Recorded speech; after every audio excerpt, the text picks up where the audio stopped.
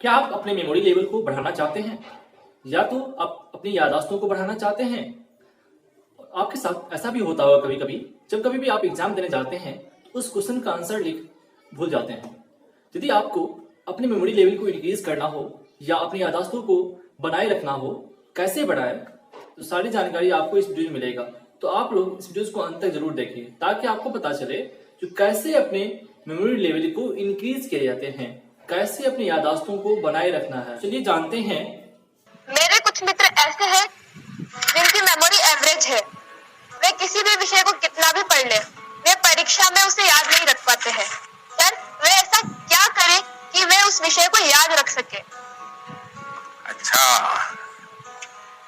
तो आपको मेमोरी की जड़ी बूटी चाहिए। जी सर। देखिए दिव्यांका, आप सबसे पहले अपनी डिक्शनरी से इस शब्द को डिलीट कर दीजिए। आप सोचिए ही नहीं कि आपके पास याद करने की शक्ति नहीं है। अगर आप खुद से जुड़ी कुछ घटनाओं को देखें तो आपको पता चलेगा कि वास्तव में आपको बहुत सारी चीजें याद रहती हैं। जैसे आपकी मदर टंग या मदर टंग आपने किसी को बहुत ग्रामर के साथ पढ़ाया था क्या, सिखाया था क्या?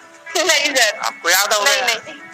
क्या स्कूल में आपने सीखी या किताब में कहीं भी नहीं? हाँ, ये सब सुन करके सीखी। तो यही वो चीजें हैं, जरा सोचिए कि आपको जो पसंद है, क्या इन चीजों को याद रखने के लिए आपने कभी कोशिश की थी? वो बातें जिनसे आप पूरी तरह जुड़ गए हैं, मग्न हो गए हैं, वो बातें जो आपका हिस्सा बन गई हैं, आपके विचार प्रवाह का हिस्सा बन गई है, उन्हें आप कभी नहीं भूलते हैं। दूसरे शब्दों में कहूं तो ये मेमोराइज नहीं है, एक्चुअली ये इंटरनलाइज है। और इंटरनलाइज करना यही इसका एक अच्छा रास्ता है। और इसलिए आपको याद करने पर जोर देने के बजाय आपको उसे जीने की कोशिश करनी चाहिए। सहजता, सरलता, समग्रता के साथ आपके पास भी वही सारी शक्तियां हैं जो किसी बहुत टैलेंटेड व्यक्ति के पास होती है। सोचिए, अपने भाई या बहन के साथ अगर आपका झगड़ा हुआ हो तो वो आपको एकदम याद रहता है, आप उसे भूलते नहीं है। यहां तक कि आपको यह भी याद रहता होगा कि उस समय आपने, आपके भाई बहन ने कौन से कपड़े पहने थे, आप खड़े खड़े लड़ रहे थे कि दौड़ते हुए लड़ रहे थे, सब याद होगा। एक एक वाक्य याद होगा। जी सर। यानी इसका एक मतलब यह है कि आप उसमें फुली इन्वॉल्व थे, आप उस क्षण को पूरी तरह जी रहे थे।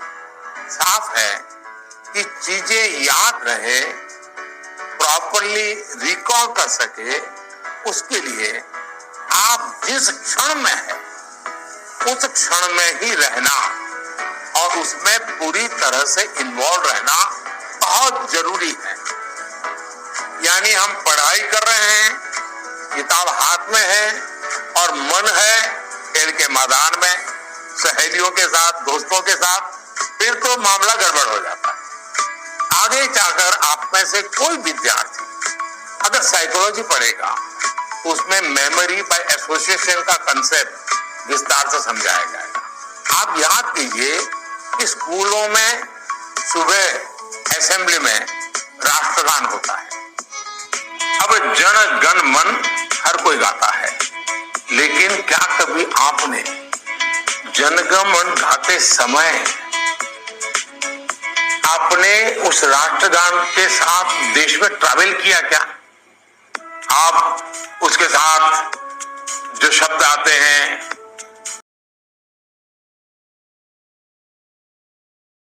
राष्ट्रगान गाते समय ट्रैवल किया क्या? आपको एकदम से याद होना शुरू हो जाएगा, मन ही विजुलाइज करेंगे।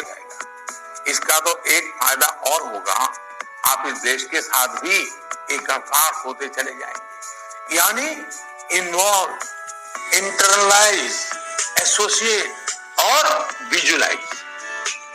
मेमोरी को शार्प करने के लिए इस फॉर्मूले पर आप चल सकते हैं। मैं आपको एक और उदाहरण देता हूं। आपके पास नोटबुक्स होती हैं, अलग अलग विषयों की किताबें होती हैं। आप जब भी घर से निकले, ये तय करके निकले कि बैग में इतने नंबर पर इस विषय की नोटबुक होगी और इतने नंबर पर इस विषय की किताब होगी। चौथे नंबर पे हो सकती है, तीसरी पर हो सकती है। और आपने अगर 3 नंबर पर हिस्ट्री की किताब रखी, 5 नंबर पर भूगोल की किताब रखी, तो जब भी आप हिस्ट्री की किताब निकालने जाएं तो बिल्कुल आंख बंद करके 3 नंबर की किताब निकालते हैं आप। देखिएगा आपका कॉन्फिडेंस लेवल कितना बढ़ जाएगा।